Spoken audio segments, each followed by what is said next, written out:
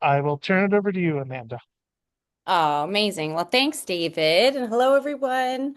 So great to see so many familiar faces and some new faces as well. Want to welcome you to this special We All California webinar, which has been part of this series where we've been showcasing different state level economic systems change movements and networks. And I'm really excited that this webinar, we're going to be focusing on Reimagine Appalachia and which is like this incredible coalition that has been working to build an economy that really centers workers, communities, and the environment. And like, there's so many things about this initiative that are like really impressive to me, and you'll hear more about from Molly. But like, one of the things is that they've been able to like continuously engage this massive network, but really primarily virtually. Yeah, like really building this online engaged virtual network. And a lot of their like narrative is really focused on centering like the positive vision rather than like the critique of the status quo in a way that seems to, yeah, have like brought people together in a powerful way and have really strategically leveraged the collective influence and power of that network to not only influence like federal funding and policies, which, but also to also really embed in local place too, and to do visioning and like place-based economic transformations and to like really try to build the economy of the future through, manufacturing, circular economy, regenerative kind of work, and many other initiatives, which you'll hear. And so Molly, is the director of operations and also of programs for Reimagine Appalachia. And she's just like this incredible community organizer and project manager who is this wonderful mix of being able both warm and accessible and just like a total badass who's able to, you can tell, turn chaos into order and just like get things done, you know? And so she's going to be presenting on their initiatives, some of their lessons learned, successes, challenges, and then we're going to be opening it up to all of your questions as well, and David facilitating that discussion. But also want to just showcase here Liam Garrity, too, who is the communications coordinator for Reimagine Appalachia, who's going to also be, fielding different calls and supporting Molly as they share about this great initiative. So with that, I'll hand it over to y'all. Wow, thanks, Amanda. That was the like sweetest introduction I've ever heard. Also, your like brief of Reimagine Appalachia, you could probably like work for us. That was really good. So thanks for all of that. I'm just gonna get my screen share set up here. Can you see my screen? All right, awesome. So yeah, as Amanda said, my name is Molly Updegrove, and I am with Reimagine Appalachia, which I'm going to talk a lot about in just a moment. I have lived in Appalachia or the South most of my life, but I pretty recently moved to Tucson, Arizona, actually, because I wanted a break from winter. So I moved here in the summer, though, so I did get to experience the extreme heat. Let me just go to the next slide. I figured there might be people on this webinar that aren't sure what we mean when we say Appalachia. So the Appalachian Regional Commission has this map that outlines all of the counties that are considered Appalachian. So it's really far spreading.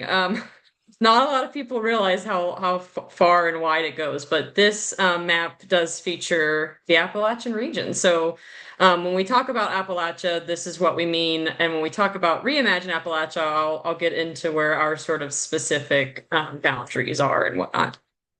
So, Reimagine Appalachia is a four-state coalition. So we are primarily focused in the Ohio River Valley region of Appalachia, which let me see if I can go back. So sort of in like this like circle here. I actually don't even know if you can see where my mouse is moving or not, but that is sort of the Ohio River Valley region of Appalachia.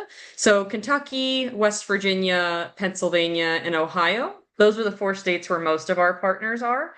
We definitely do have partners outside of that in the broader Appalachian region, but also nationally as well, and some of which we were able to meet through the Wellbeing Economy Alliance, which has been really fun.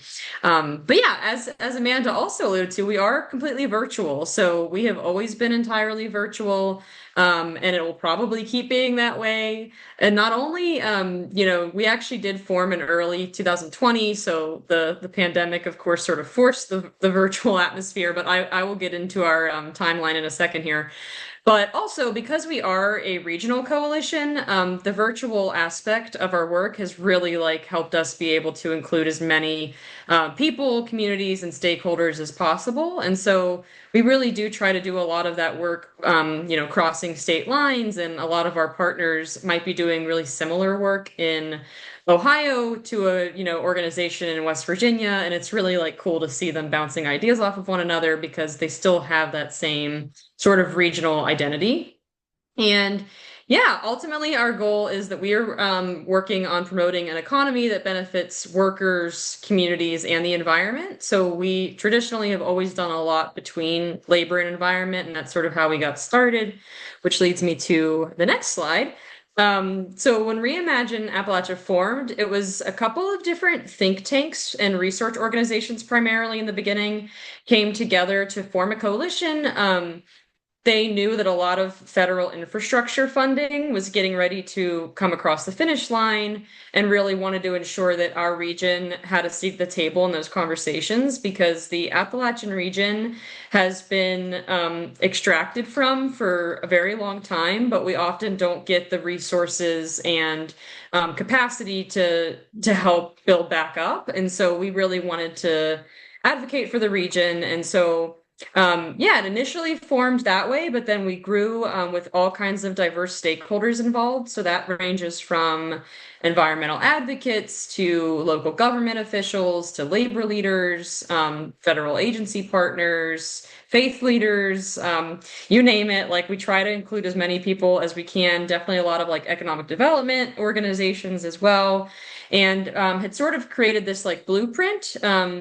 Which maybe Liam, if you want to, you could drop that in the chat. But our blueprint was formed, and it really does still hold true for a lot of what Reimagine Appalachia is focusing on and aiming towards. But that blueprint was then endorsed by a lot of organizations and local governments across our region, and sort of helped us get started. So then, we were doing a lot of research and policy advocacy, which I will talk in a second about what we sort of do. But a lot of that initial policy advocacy was focused on these two pieces of legislation that you see, the Bipartisan Infrastructure Law and the Inflation Reduction Act. And once that legislation passed, we then sort of shifted and focused a lot on the implementation of funds from that legislation. And so we were doing a lot of webinars, a lot of research, a lot of information sharing via listservs about all of these opportunities because they were endless for quite some time. As I'm sure some of you might be aware, there were a lot of opportunities being thrown our way. And then more recently, we have now shifted to focus on defending those resources and funding opportunities because with the change in administration, a lot of that has been on the line or taken away. And so, that is really broadly our little timeline of how we got to where we're at now. And then I'll get more into the specifics next on what we've been doing throughout all of that. So I like to say that we do our work in three main buckets, and that is communications, participatory action research, and convening and coalition building. So to break each one down a little bit more, our communications work, which I'm hoping we might have time at the end for Liam to talk a little bit more about our messaging strategy and everything, but our communications is in both traditional and social media. So we help a lot of our partners place op-eds. We do press releases when we have reports coming out and so on. And then in our social media presence, we also try to uplift a lot of the work of our partners. So that might be sharing upcoming events that they have going on, or highlighting artists throughout the region. We can get more into the details about it, but just to highlight that it is both traditional and social media. And we really focus a lot on sharing this story of hope and promoting positive stories and opportunities and experiences that have happened in our region. Sort of fighting stereotypes that have been long living in the Appalachian region, and also to just help communities learn from successful stuff that's happened in other communities. And And then our research is definitely a really large part of what we do. So we've always had our research be very participatory focused. So typically what will happen is a research topic is brought to our attention that's related in some way, shape, or form to one of our initiatives, which is what I'm going to talk about after this. And once that topic is brought to our attention, we then take that and host a listening session where we try to hear from as many different people as possible, of course, virtually. So we'll invite, community members and all those different stakeholders I mentioned at the beginning, like labor and environment and local government and so on and so forth. And we try to get as much input as possible on this research topic. And then our research team will create the actual report and paper in a Google document as things start so that, we can really get like live feedback. So we will keep like comments open and we send it around to a lot of different stakeholders and we try to keep it as much participation and feedback as we can. And then we always, of course, produce that research and then share it with as many people as we can by hosting a webinar, highlighting it, sending out information about what you can take from it and learn from it. And then the final bucket, which is probably what we do the most of and what we've sort of become the best at, is that coalition building. So we host a lot of virtual events, whether that be webinars or meetings. We do a lot of summits. We just have all kinds of like virtual interactions throughout week to week, month to month. And we also do have, the communications that I talked about, which includes our e-newsletters. We do a lot of blogs on our website. And so we try to do a lot of connecting, not only just between all those different diverse stakeholders that otherwise might not have been even connecting or communicating, but also between the different communities. So, I mentioned earlier, sometimes an organization is doing really great work in one state and they might be able to like share, their experience with another state in a very similar role. So, that is also something that is really important to us. Yeah, and then finally, these are just a look at sort of what our current initiatives are and what our work plan priorities are probably going to be moving forward. So we just hosted our sixth annual virtual strategy summit, which is a really large event that we host and where we hear feedback from all of our coalition partners on what they would like to see us work on in the upcoming year. So bear with Liam and I because we are still like sorting through all the notes from that, but we have a feeling that this is what things are going to look like. I won't go into detail on all of them because it would take a while, but I'm happy to answer questions about any of them. But I talked a little bit about sharing the story of hope already. We do a lot of work around clean and efficient manufacturing. So we're actually currently trying to finalize a manufacturing action plan for Appalachia that we will then be like shopping around and sharing with people so that they know what possibilities are out there. We obviously still do a ton of the leveraging and defending federal climate resources. And we do have an Appalachian flood policy platform as well as an Appalachian flood coalition. So we're trying to do a lot of work around promoting disaster resiliency, which in our region is primarily flooding related, and repairing damaged lands. And and then we also do work around community benefits and other responsible development. But I might be running short on time already, so I don't want to go for too long. But hopefully that was a really quick and dirty overview of who Reimagine Appalachia is, and I'm excited to talk more about it with all of you. Awesome. Thank you, Molly. And so glad to finally get to hear an overview. I've been to several of the events, and you guys put on a lot of amazing stuff and produce a lot of great content. So thanks for what you're doing. And I had to put on a sweater in between when you started and not because it's freezing in this coffee shop here in Arizona. And if I'd known you were in Tucson, I would have just come down there and we could have just, done it in a conference room or something. Anyway, the focus of this series has been on building the network, building trust, challenges of building a network. And so, and Liam, feel free to jump in when you feel appropriate. But would you maybe start out like how many different organizations or members are there in your network that might help set the stage a little. Yeah, honestly, that's a really great question. So we don't necessarily operate as like a official member-based organization. Like you don't have to become a member of Reimagine Appalachia. So it's a little bit hard for us to track how many people we precisely have in Yeah. our coalition. But it is pretty large at this point. Our actual like subscribers to our newsletter, Liam would what's that number at right now? It's 6,000 plus, 6,007 Oh, or something. dang. So Okay. yeah, and I would Hold on, I say got work like to do. well, I would say on any of our given, meetings or events, it really does depend, I guess, on the topic or what event it is, but Yeah. we typically have at least like between 50 and 100, I would say, really solid people that are like always really involved in our coalition. And then beyond that, there's probably a couple of hundred that are pretty like actively involved, and then of course into the thousands for like the full subscriber list. But yeah. Hopefully that Wow. helps a little bit. Yeah, that helps a lot, and congratulations on accomplishing all of that. So, having just started 6 years ago, about the same time I started, curious about how you reached out to people and attracted them into the network, and what sort of the uh, initial proposition was of why you would want to participate in this network, and how did you bring people in the first place?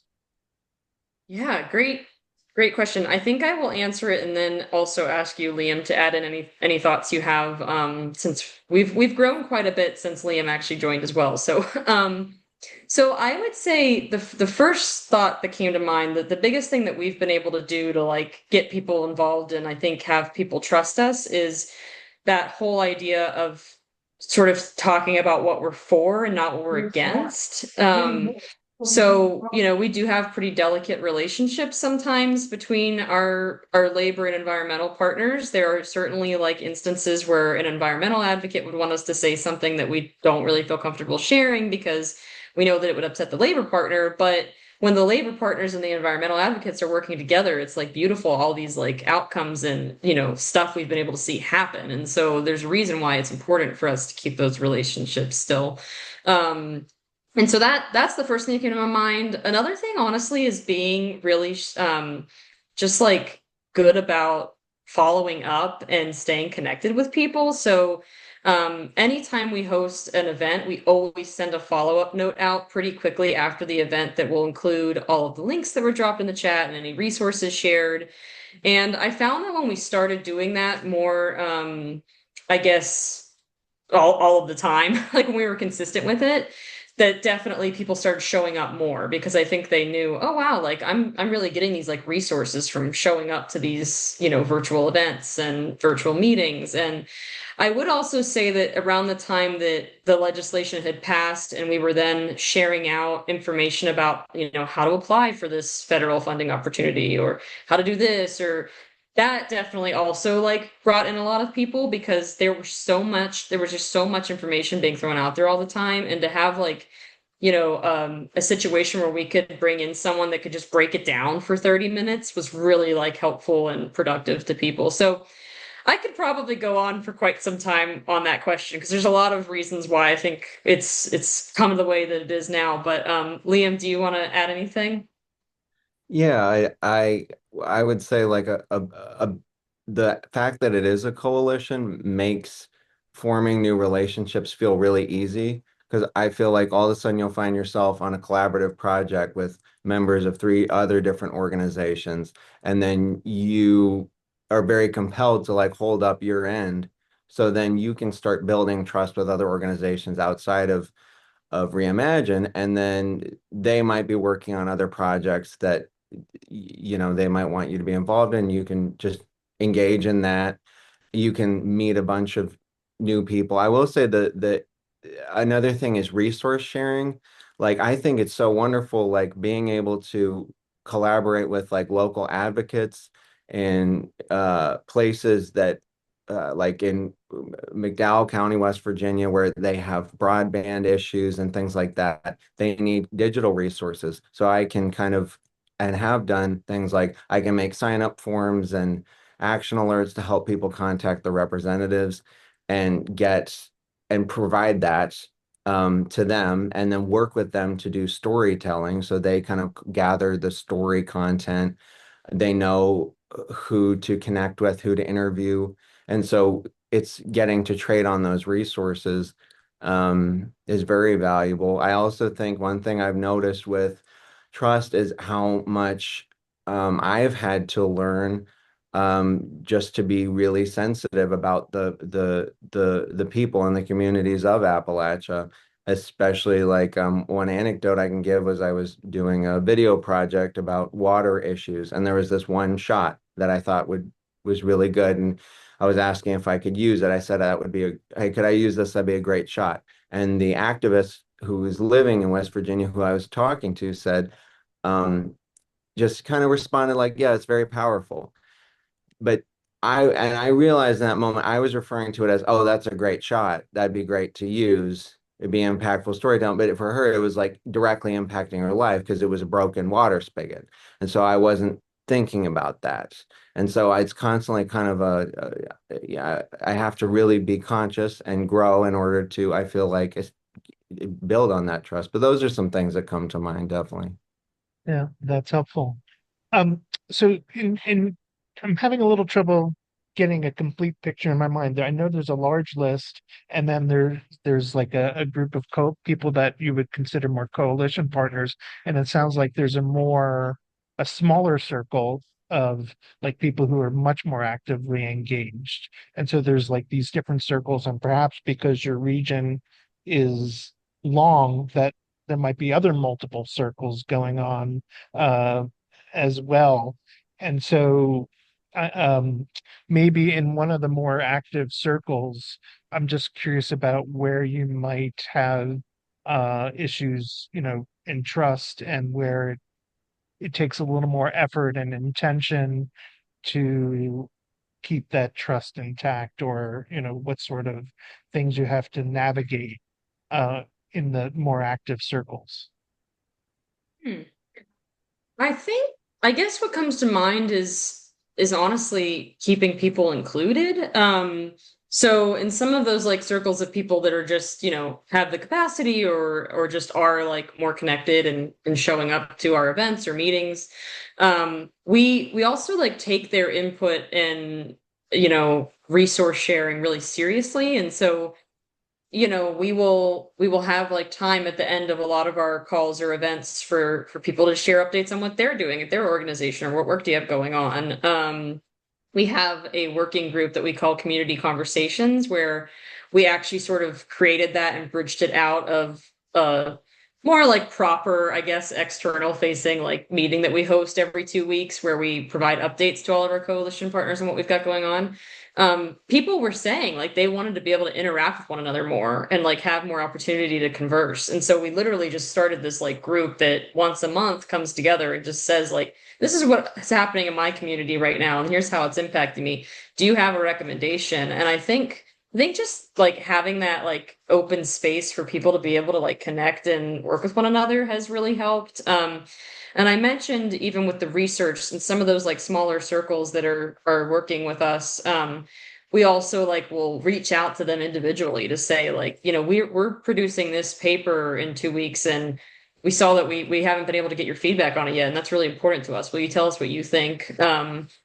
And also making sure that if you are including people, you're including them from the beginning, because that's something that sometimes our labor partners especially have shared has not always happened with them. Like it'll come down to like, I don't know, the end of a project, and then they get brought in to be like, well, how is this going to impact your workers? And we've always really tried to prioritize keeping everyone involved from the very beginning, and I think that that has helped. But I don't know if you were gonna say anything, Liam.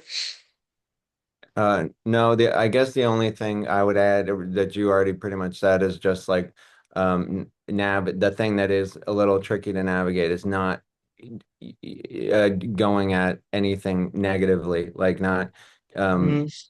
if you're talking about an alternative source of energy, you don't want to go about it by attacking coal.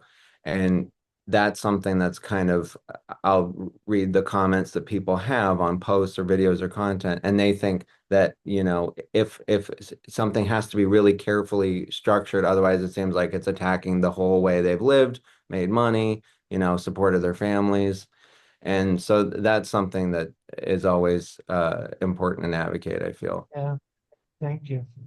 Well, just in terms of the structure of the rest of the time, I could keep asking questions for another 2 hours, but I'd like to share and get other people involved. So we're going to first go to Anna and Amanda to see if they've got something they'd like to ask. And then we'll go to our state network group of people who've been participants. Then we'll open it up to everybody else. So Anna, anything you want to ask today or? I'm exactly like you, David. I can ask questions for the other like 2 hours or so.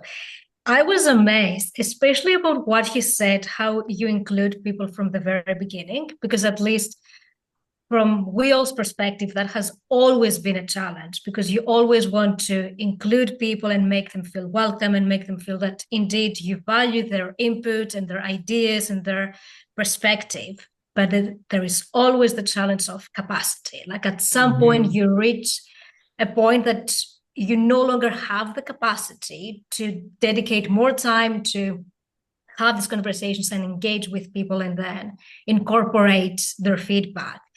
So, and honest, and feel free to say that we don't know the answer or it's really hard to respond, is where do you set the limit to say that we've engaged as many people as possible, but now we need to complete the project, the paper, whatever it is that you're working at? Like, is there, I don't know, do you have a secret about when is the right moment to say that we've engaged as many people as possible, but now we need to move on? That is a really great question. And I'm not sure we have an answer to it necessarily. I guess part of it is just like knowing that we, you know, either have engaged with a diverse set of stakeholders or have tried to reach as many people as possible. Some of it's also like, I guess it does depend on the project or the initiative, but maybe we did like a first round of listening sessions for a paper and it gets sort of edited and figured out, and then we might even do like another round of like, I don't feel like we did hear from enough people, so let's maybe like put it out again. That might be like, for an example, with this manufacturing action plan we have coming up, we did a lot of listening sessions related to like pieces of it, but as the like full thing is coming together now, we got to like go back and not only ask the people we did already hear from, but also try to like incorporate as many people as possible. But I'm not totally sure that we always know exactly, like, I think it's just trying to pay attention. Like for example, sometimes if we're hosting an initiative and I feel like I notice we're not really having any people working on environmental justice showing up to this particular like initiative or team meeting. So maybe we should reach out to like that set of stakeholders because we want them to be here. Or it might be geography. Like, hey, no one from Pennsylvania came to this webinar, but we had all these people from the other states. So some of it, I think when we can, we do try to like see who might be missing and reach out to those groups specifically. But yeah, it's definitely not always perfect, and it is hard to know when it's been enough. So Amanda, since you did such an amazing introduction, you've earned a question today. So Oh, good. Oh, well, first of all, I loved hearing all of this. I was one of the things that's really stuck with me was Liam, you saying that like in your role as the communications like coordinator, you'll like help people to actively just like make sign up forms, right? Or like help them with their own storytelling. And so it really feels like your core team is trying to be in service of your membership in whatever way you can kind of do that. And I think about this just from like also to Anna's point, like we all's experience, where I think like that was so much of the idea of how we like developed our network. But then at a certain point, and I don't know if it's, yeah, to Anna's point, capacity, or if it's also like fundraising, right? Like there's like certain pressures in order to like for we all itself to produce things, not to just like support other people to do it, and yeah, so I'm just curious about how you balance those things because it sounds like you create your own kind of research that, are papers or initiatives, right, that you want to promote, and then you also want to just like be helping amplify or promote like the work of others within your space and like how you balance that and also like how do you do your fundraising? And have you found it to be a challenge, or do you find that there's people who are supportive of a networked, yeah, kind of approach? Yeah, okay, that's great. I think so. I have a perfect kind of story that I feel like exemplifies that dilemma. A couple of days ago, I was on this call with a few I'm on the subcommittee about doing communications work for disaster resiliency, and there were three people from three different organizations, and we were talking about how to collaborate. And the main goal was to promote this one organization, but we were all kind of, another organization was coming in and saying, okay, I can share video, or a bit of video, but then we got to direct back to my website. And then we were trying to, I mean, we all had other jobs, but we were working together in the subcommittee committee to try and direct resources to one website, particular website. So it was like we all were like really cared about what we were doing. Um, it was for disaster resilience, it was for flooding, but it was like we had this dilemma of like, well, if we then put three links to three different websites, then it's just going to confuse people. And then we could, I guess we could tag you, and then we could call out this. It was so bizarre, like laughably bizarre, that I think the thing was, okay, the conversation we had was, okay, we need to not, instead of just, because this is going to take a lot of time because it was a video project, we need to find some way what we can trade on. And that's been the best thing. I feel like that's been the best thing about the being part of a coalition is other people just have stuff, and it's not even an asset to them. It's just extra. And you have stuff that might just be extra to you. In our case, it's a lot of digital equipment and production equipment.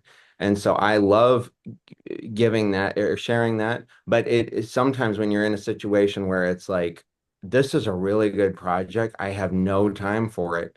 It's like, okay, then the question is, let's figure out what is it that you have an abundance of and what is it that I have an abundance of, and we can trade on it. So, because I'm kind of like, I guess, finding nonprofit and economics within the nonprofit structure, I guess. And then with fundraising, the big thing is showing the value of what we're doing because it's not the most accessible. It's not like you can't say this will help X number of animals in a shelter, or this will help a family necessarily. It could help a lot of workers. It could help in the long term, encourage better policies. But I think with that, it's been about kind of finding who's been some consistent donors, and then really showing the wins and connecting those wins to how what we've been doing to how the world that everyone wants to live in. So just connecting it to, you want to live in this world. There's a lot of stuff, and we want to live in this world. There's a lot of stuff that's making it seem less likely that this sustainable, equitable world will become a reality. But here's the examples of where we're doing the work to get it going. So basically, like, that is the fundraising approach. Really Thank helpful. you. Yeah, and I would just add that definitely what Liam said about if we, because we actually we're a very small team as well. So if we don't have the capacity to manage requests or things that our partners could really use some help on, the beautiful thing about being a coalition and having all these partners that are really engaged is that like I might not know, but like I can say, oh my goodness, like the person at this organization is actually working on a project so similar. So let me actually see if they're willing to like meet with you. And so a lot of it is honestly just that relationship sort of building and connecting. And then I can add in a little bit more about the fundraising. I would say it definitely hasn't been the easiest, I guess, for us. I mean, we've been lucky enough to we're still here, we're still going, but our funding is definitely always like shorter term grants, I would say, and we are primarily foundation funded. We got a small part of a federal grant, but beyond that, we have been primarily foundation funded, and we don't have a great individual donor strategy. It's not something we've been able to really put in a lot of effort into or have capacity for. So it's been a little bit odd, but so far, we're still making it work, but it's not always the easiest. You. Well, so far this has been way too positive for me, and so I want to ask a tougher question, which is, can you spotlight some of the frustrations about working with a network and or coalition or partners like I'm not asking you to name anyone, of course, but just what are some challenges or things that you were hoping to do that maybe didn't come together the way you had hoped, or something that is more future focused and positive if you must, um, in terms of uh, you know, challenges that you're facing. Yeah, Liam, you can feel free to chime in. I feel like a lot, and I'm trying to think of how I should phrase this without I think that a lot of our challenges have been stuff that's certainly like out of our control, but really is impacting our partners. So for example, with the federal funding, even though we didn't really like get super impacted by that as a coalition ourselves, because we didn't really have federal funding, all of our partners were like severely impacted by the federal funding freeze and all of the cuts. And it felt very challenging to like, I guess, toe that line of not wanting to feel like we were being of being sensitive to knowing that, oh my goodness, this like partner of ours that we've worked with so closely on all these events now just lost like 75% of their team. But yet we still want to be able to work with them. It was just, I don't know, it's really challenging to navigate how to keep shifting, what our sort of focus is and what we're able to do because of these like drastic things that are happening at the federal level. I think that's like the biggest challenge that came to my mind. And in terms of like more so just like the logistics or specifics of a network and a coalition is, I don't know. I honestly do feel like we have been really pretty lucky because our coalition partners are just really eager to like learn and be involved and to share resources with one another. I would just say sometimes there have been at least some instances where, we have to figure out a way to like Liam said, be respectful to one type of organization or stakeholder while not like, disrespecting a different type. And sometimes that could be hard to like, especially when you might personally agree with what an organization is doing, but we can't really speak about it or because we don't want to offend or upset another group. So sometimes that's been a little bit challenging, but for the most part, it's worked out okay. Awesome. Liam, anything you want to add before I open it up to everyone else? Yeah, just a little thing. I mean, the same thing that Molly said is just the different stakeholders who have different values and always having to balance that, and especially with messaging. It's interesting because this year it's the coalition Reimagine is revving up work around research around data centers, and that's taking a lot of messaging finesse to try and and it's interesting when you can sense that you're appealing to one group because someone might comment on a post that's about, okay, here's how data centers could be done better, or here's how they could be made to be more sustainable. And someone might comment like, yes, AI is the future or something. You're like, oh, it's not exactly what I'm saying. Like, but then that happens. I've noticed that happens a lot with different groups, and you just kind of gotta navigate that middle is all I'd say. Yeah. Awesome. Well, again, thank you both so much. So I just want to open it up to if anyone from one of the network partners or anything would like to ask a question, please come on screen and feel free to unmute and ask your question.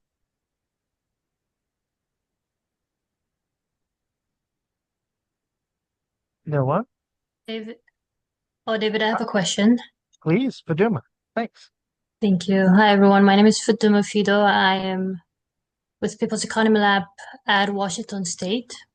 Molly, Liam, thank you so much for the presentation. And what I'm really most impressed by is the multiple state collaboration based on a regional focus. I think that helps, organizations who are serving residents and community members who are experiencing the same, I would say, issues based on sort of that region. And I'm impressed also by the fact that you're able to sustain a virtual engagement over a long period of time, because we have found folks in Washington really also lean on, we have to meet in person. We have to sort of humanize it in that way because we're so, since the pandemic, we have sort of been virtual, and there is value with sort of in-person meetings and connection. And so I wonder, what do you do beyond just the meetings, the regular meetings, to really nudge that sort of for folks to lean in through sort of virtual means? And what is your team doing, or those who are sort of supporting that engagement, sort of really touch base individually with the members to better understand maybe things that don't come or are said during the sort of the large group sessions?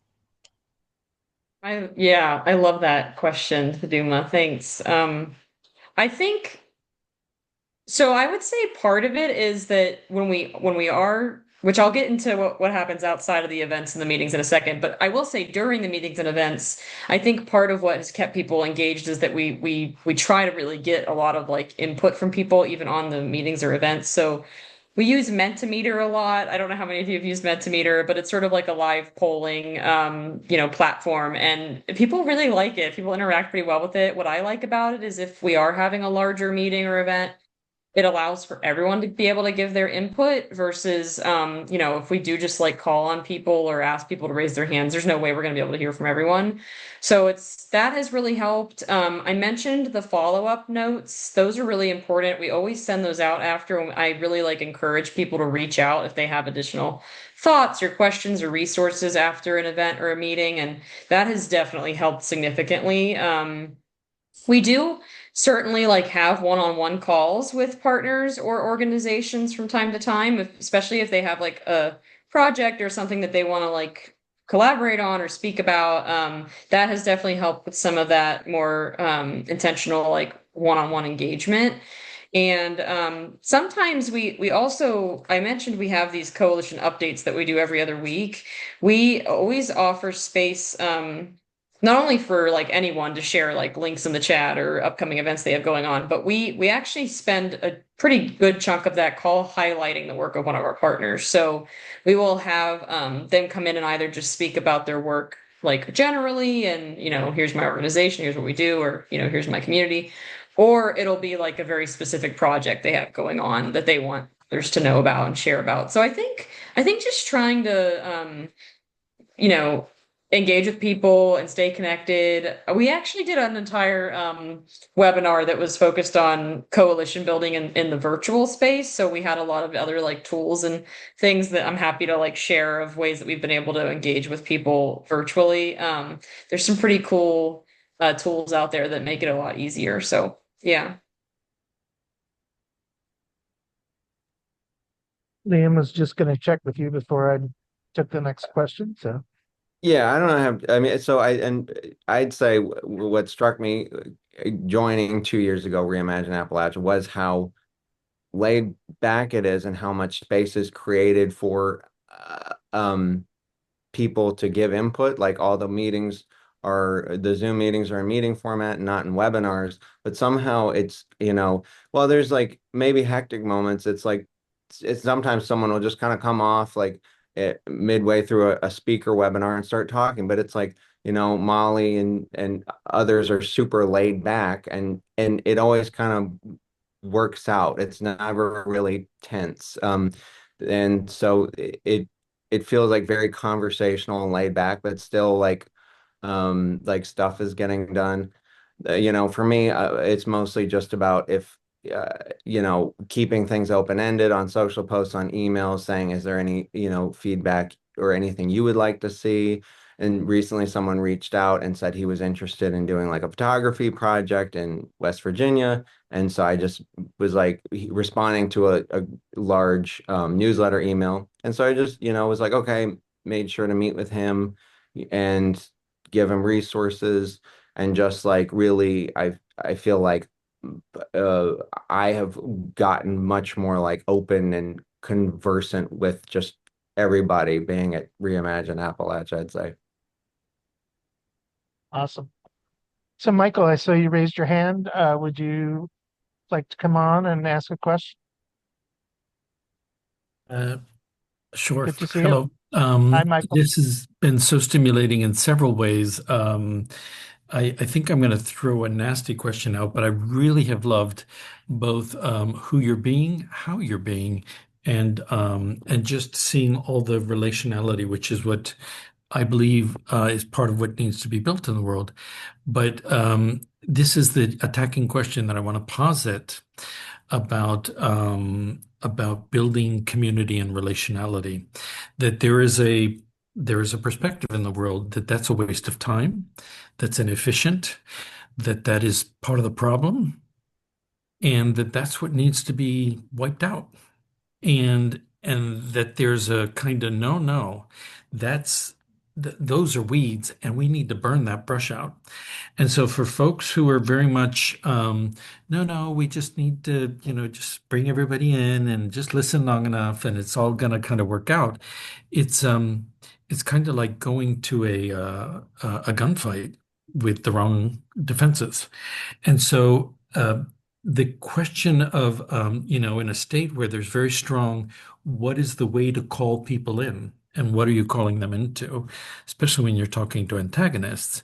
I thought labor and environment was a good example that you brought up, but any others where folks don't just see you as, oh, they're nice, but see you as the enemy. How do you talk to the enemy? And then anything come to mind? If you don't want to take the question, go some other direction. But I think this is one of the pressing issues for all of us. Yeah, absolutely. No, thank you for asking. Yeah, I'm not sure I have a perfect answer, and I welcome Liam to share too, but I would say, certainly, especially when we were doing even more policy advocacy, the issue certainly came up quite a bit where we had people that don't really agree with a lot of what we were putting out and trying to advocate for. And I don't know, I just kind of always come back to trying to find that common ground. There's got to be something in here that we can both agree on or speak about, and we really try to like focus on that. Knowing that, you'll never be able to please everyone and things will never always be perfect, but yeah, I think we did a lot of that trying to find some sort of common ground or common thread within a community is something that comes to mind. But yeah, I don't know. Do you have thoughts, Liam? Yeah, and that's yeah, exactly. Yes, and the only additional thing I have to say to that is like with a lot of with messaging, um, it it has come down to like going, okay, the very essential things of what people agree about. And an example is like we put together a messaging blog for comms people in 2025 at the beginning of the year. That was about what kind of language is working and is not working with voters and stakeholders. And a lot of the emphasis was on like, if you're trying to support the environment, you needed to make the concept of the environment a little bit more relatable. And so maybe a lot of people won't think of the environment as like a fjord or as like a mountain in Patagonia or something like that. They will think of it maybe as like a really nice community where they've been, or a nice neighborhood where it's green and safe.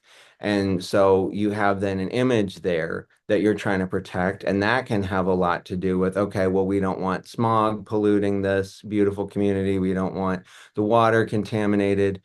Um, so that's one thing. Another thing was just affordability. It's like everyone agrees with affordability, um, and wanting e- energy costs and to be low. So that ties directly into renewables. And so instead of saying, instead of going after an industry like oil or gas, you can then just kind of focus on these renewable industries are bringing down energy costs. And then if you can just show the data points from that, then you don't even have to necessarily have an enemy because you're almost anyone who wants to vilify you is almost having a totally different conversation. So I'd say it's just that like nobody wants to live in Mordor. Talk about just like something relatable, talk about something affordable, and talk about how your argument could get you there. So. Got time for two questions, and we've got two people. So, Matt, good to see you. Would you like to go ahead and ask a question? David, and thank you, Liam and Molly, for the great overview of your coalition. It's very inspiring. I particularly like hearing about like the concrete things like with sustainable manufacturing and repairing damaged land from past extraction. And so I'm curious more like about those on the ground projects because I feel like this virtual backbone support you provided seems really valuable, and it's I think we need these kind of networks everywhere. But it also like the real healing that our world needs to be in community, people connecting to the land, connecting to local economy. And so I'm just curious, there's like a couple initiatives that are happening where you feel you're supporting and people are coming together in their places. For example, one I read about a bit in your area, and I don't know how connected it is to you, is the reuse corridor and the support of local businesses and the circular economy. So I'm curious if that's one example or other examples of where you feel people are really coming together on the ground and you're able to support them some. That's great. Yeah, definitely a fan with the reuse corridor. No, there certainly are examples. We actually had an initiative called Reimagine Your Community that we were doing for a while, where we were trying to help uplift the work of people that were really on the ground promoting a better future for their community. And so there were several successful stories coming out of that I can drop in the chat and share.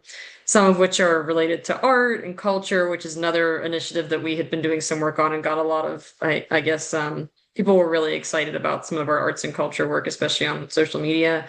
But yeah, I'll maybe for the sake of time just drop a link in the chat that I think you would particularly find interesting, Matt, that highlights some of those. And then also our social media does do a lot of highlighting. We have a series called Wednesday Wins, where we were highlighting various successful opportunities in the region or successful projects in the region.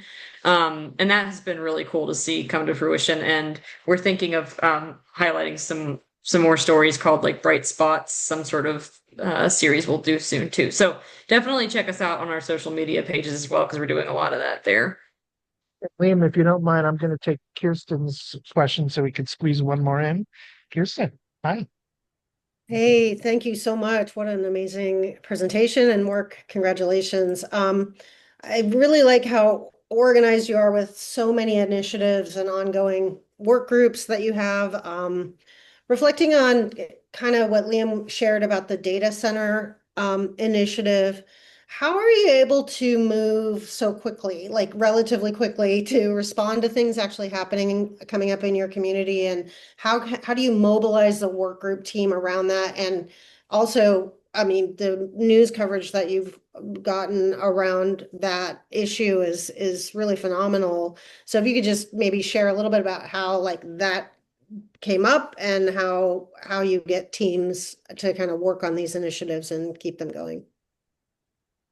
I think in terms of the timeness, like the being quick about things, I think a lot of it does come back to that resource and information sharing. So often our colleagues will start what she sort of calls like crazy lady documents, but they literally will be like one really long, like ever flowing Google document of all the things that she's seeing coming through. Like if she just got like 10 different emails or e-newsletters that were related to data centers, she just starts sort of dropping them. And that is honestly where some of it starts. And then it's like reaching out to people that she's seeing those things coming in from and adding them all to one group and being like, hey, I noticed that you're starting to do some work on this topic. And we noticed that organization's doing some work on this topic, and we think the two of you should probably be talking. Oh, but then there's like also these 5 other like organizations that are doing it. And so it honestly is just kind of some tracking. Like a lot of it starts as just like tracking. Where did we get all these emails from? Who did we hear all this stuff from? And then just kind of doing a big outreach call to be like, do all these people want to join? And then sometimes like on the data center, for example, she's doing like a roundup every week where she just sends out like, here's stuff I heard about this topic this week, pertinent to the work we do. And yeah, people like learn about it and they want to join. And so sometimes it really is just like copy paste with a little bit of, adding some context. I know we're about to be out of time. I wanted to just add something really quick to that question in the chat. So I was just gonna to answer you, Alex, I think our partners, and especially what comes to mind is our local government officials, are so low on capacity.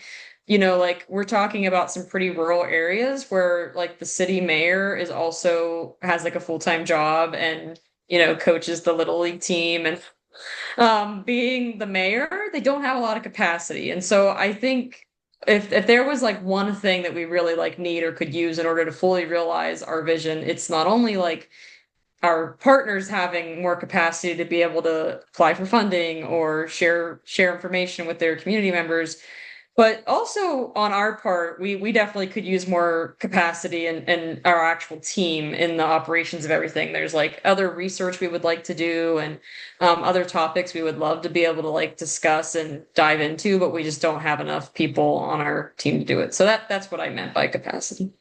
Yeah. So Liam, any last thoughts you'd like to share before we wrap up, or? That was a great question, Kirsten, I think Molly covered it perfectly, so I'm good. Yeah. Okay. Well, Molly, any last thoughts you'd like to share before we wrap up, or? I don't think so. Just grateful for all of you. And yeah, we've definitely learned a lot of lessons throughout the way, especially when it comes to virtual interactions and capabilities, even, specifically technical stuff. So I'm always really happy to talk more about that and share information about it with anyone. And I will also drop my email in the chat. Please reach out if you have questions. Awesome. Thank you. And so you'd think maybe we were done with this network series, but we're not. We have another one coming up March 10th, which is featuring, I'm sorry, what's the group again that's presenting next time? I can't remember the name of them. Oh, it's We All California. That's right. So Amanda's going to be asking the questions, and I'm very, very nervous. But hopefully I won't be in the same freezing cold spot that I'm in at the moment. But thank you everyone for coming. Thank you, Molly and Liam, so much, and really impressive work and very inspiring. So I'm grateful for your time today. Thank you. Thank you all. All right. Take care.